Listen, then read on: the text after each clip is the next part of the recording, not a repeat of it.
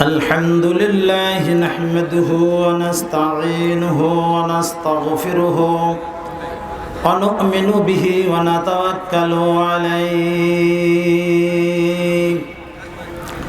ونعوذ بالله من شرور أنفسنا ومن سيئات أعمالنا من يهد الله فلا مضل له ومن يضلله فلا هادي له ونشهد أن لا إله إلا الله وحده لا شريك له ونشهد أن سيدنا وحبيبنا ومولانا محمدا عبده ورسوله الذي أرسله بالحق بشيرا ونذيرا وداعيا إلى الله بإذنه وسراجا منيرا فقد قال الله تعالى في كلامه المجيد وفرقانه الحميد أعوذ بالله من الشيطان الرجيم بسم الله الرحمن الرحيم إن الله وملائكته يصلون على النبي يا أيها الذين آمنوا صلوا عليه وسلموا تسليما اللهم صل على سيدنا مولانا محمد وعلى آل سيدنا مولانا মক্কার দূরে মদিনার বুকে মাইশার যেথায় ঘর খোদার করুণা কাউসার হয়ে ঝরছে বারংবার আল্লাহুম্মা সাল্লি আলা সাইয়্যিদিনা মাওলানা মুহাম্মদ وعلى آل سيدنا مولانا بلغ العلا بكماله كشف الدجى بجماله حسنت جميع خصاله صلوا عليه होना ये फूल तो बुलबुल का तरन्नुम भी ना हो जमने बहर में गलियों का तबस्सुम भी ना हो बलगल उला बिकमालिही कशफत दुजा बिजमालिही हसनत जमीओ खिसालिही सल्लो अलैहि अल्हम्दुलिल्लाह मुअज्जाज हाजिरीन সমাজ কল্যাণ ইসলামী সমাজ কল্যাণ ট্রাস্ট এর উদ্যোগে আয়োজিত তাফসিরুল কোরআন মাহফিলের মহতারাম সভাপতি জনাব সাহেব সদর বিশিষ্ট আইনজীবী ইসলামী ব্যক্তিত্ব এবং মঞ্চে উপবিষ্ট আছেন আজকের এই তাফসিরুল কোরআন মাহফিলের প্রধান অতিথি বিশিষ্ট ইসলামী চিন্তাবিদ এবং ইসলামী সমাজ কল্যাণ ট্রাস্টের প্রধান উপদেষ্টা এবং মঞ্চে উপবিষ্ট আছেন উস্তাজুল উলামা বিশিষ্ট আলেম দ্বীন সিন্ধুরিয়া মাদ্রাসার প্রাক্তন প্রিন্সিপাল হজরতুল আল্লাম মৌলানা আমির হুসাইন, বিশেষ অতিথিবৃন্দু, হজরত উলামা ইকরাম, সম্মানিত সুধী মণ্ডলী, সুপ্রিয় সাংবাদিক বন্ধুগণ, আইন শৃঙ্খলা বাহিনীর সদস্যবৃন্দু, যুবক ভাইরা, আসসালামু আলাইকুম ওয়া রাহমাতুল্লাহ। আল্লাহ পাকের মহান দরবারে সিজদা অবনত চিত্তে শুকরগুজার হচ্ছি। আল্লাহ তাবারক তাআলা দয়া করে মেহেরবানি করে দীর্ঘ প্রায় ১.৫ যুগ পর আবার কোরআনের ময়দানে এই আয়োজন আল্লাহ পাক আমাদেরকে উপস্থিত হওয়ার তৌফিক দান করেছেন। দীর্ঘ প্রায় ১.৫ যুগ দেশে ফেসিবাদী ফিরাউনি শাসনতন্ত্র চলছিল, দেশে সব কিছু চলছিল, মারামারি, কাটাকাটি, অত্যাচার, অনাচার, দুরাচার, মিথ্যাচার, জুলুম, অত্যাচার, ব্যাংক লুট, টাকা পয়সা লুট, মানুষ খুন, গুম, আয়না ঘরে আবদ্ধ রেখে মানুষের জীবন খুন করে দিয়ে মানুষের জীবন স্পয়েল করে দেওয়ার নানাবিধ ষড়যন্ত্র চলছিল।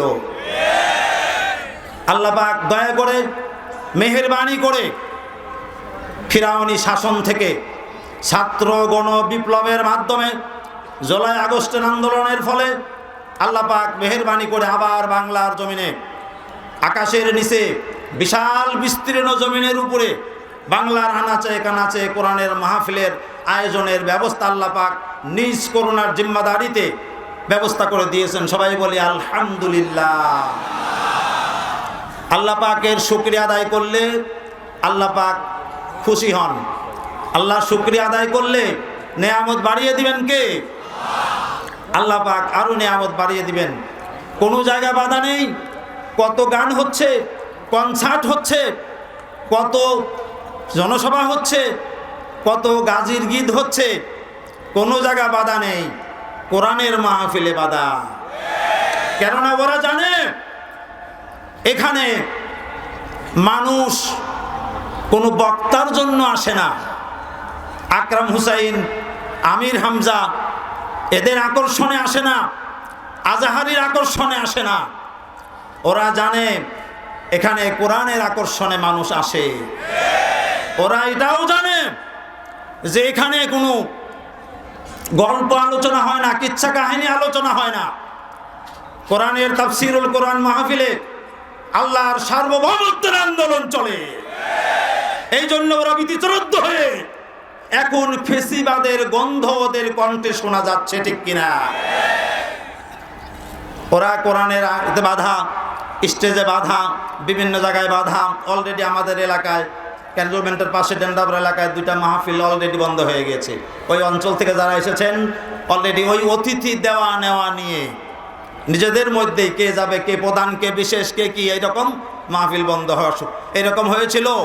এই সুযোগ আর বাংলার জমিনে দেওয়া হবে না। সম্মানিত ভাইরা, আল্লাহ রাব্বুল আলামিন বলেন, قُلْ لَوْ كَانَ الْبَحْرُ مِدَادًا لِكَلِمَاتِ رَبِّي لَنَفِدَ الْبَحْرُ قَبْلَ أَن تَنفَدَ كَلِمَاتُ رَبِّي وَلَوْ جِئْنَا بِمِثْلِهِ مَدَدًا। আল্লাহ রাব্বুল আলামিন বলেন, ও নবী, আপনি পৃথিবীর মানব মণ্ডলীকে বলেন, তারা যদি আল্লাহর শুকরিয়া আদায় করতে থাকে, কিয়ামত পর্যন্ত আল্লাহর শুকরিয়া লিখতে থাকে, দুনিয়া শেষ হয়ে যাবে, নদ নদী শুকিয়ে যাবে, গাছপালা শেষ হয়ে যাবে, কিয়ামত কায়েম হবে, আপনার রবের কালিমাতুর শুকর লেখা মোটেও শেষ হবে না। এই জন্য আল্লাহর শুকরিয়া আদায় করলে আরো শুকরিয়া বাড়াই দিবেন কে? নেয়ামত বাড়াই দিবেন কে? আল্লাহ রাব্বুল আলামিন মেহেরবানি করে কোরআনের কথা বলার, তাফসিরুল কোরআনের মাহফিলে হক কথা বলার, কোরআনের দাওয়াত দেওয়ার আল্লাহ পাক মেহেরবানি করে পরিবার সৃষ্টি করে দিয়েছেন। সবাই বলে আলহামদুলিল্লাহ। দরুদ সালাম পেশ করছি সর্বকালের, সর্বযুগের সর্বশ্রেষ্ঠ মহান নেতা, যিনি বিশ্ব চরাচরে আগমন করে মানব জাতির হৃদায়তের উজ্জ্বল আলোক পত্রিকা, আর কিয়ামতের দিন পরকালে বিপদের সময় হিসাব নিকাশের বেলায় উম্মতের নাজাতের সুপারিশকারী। সবাই বলি সাল্লাল্লাহু আলাইহি ওয়াসাল্লাম। তোমরা যে সমস্ত নেতা খেতার পিছনে গড়ো, তোমরা কর্মীরা যারা না বুঝে, যুবক ভাইদের দৃষ্টি আকর্ষণ করছি, না বুঝে যারা নেতাদের পিছনে পিছনে গড়ো, তোমরা কি নিশ্চিত ওই নেতা জীবনে কোনোদিন মিথ্যা কথা বলেনি?